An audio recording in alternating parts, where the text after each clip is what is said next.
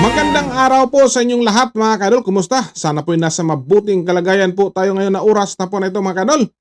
So dito po tayo sa ating video for today mga kadol. Ang ating video reaction. Okay. So dito po tayo ngayon sa ating pag-usapan tungkol po to sa reaction ni Vice President Sara Duterte sa ating tagapagsalita ng palasyo mga kadol. Ito si Yusik Claire Castro mga kaidol na talagang ayon pa kay former Governor Chavez Singson mga kaidol, atakdog mga kaidol. Lagi na lang nagmukhang bibig na fake news. Pero sino ba ang sinampahan ng kasong pagpakalat ng fake news? Di si Ate Claire? Mga kaidol? Oh no! Okay. So, dito mga kaidol, ang ating pag-usapan po tungkol po to sa reaksyon ni Vice President Sara Duterte. Una, yung reaksyon ni VP Sara sa pagbasura sa impeachment ni Marcos.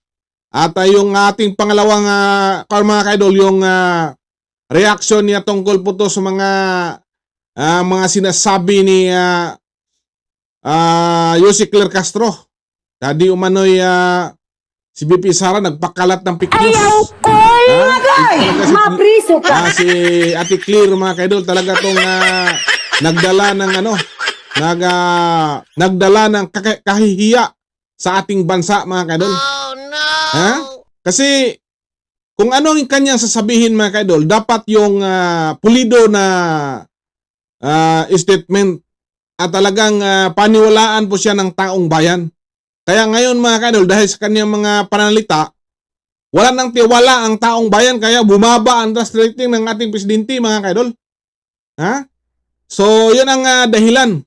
Ito si Yusik Claire Castro dapat palitan to bilang isang tagapagsalita.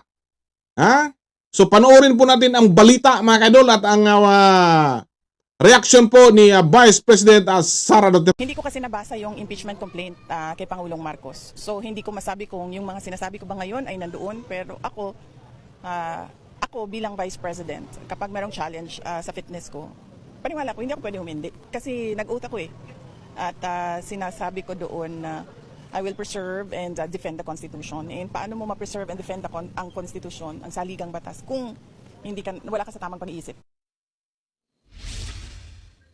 Samantala, hindi naman pinalampas ng BC ang naging pahayag ni Palace Press Officer Yusik Claire Castro na nagpapakalat daw ng fake news ang BC. May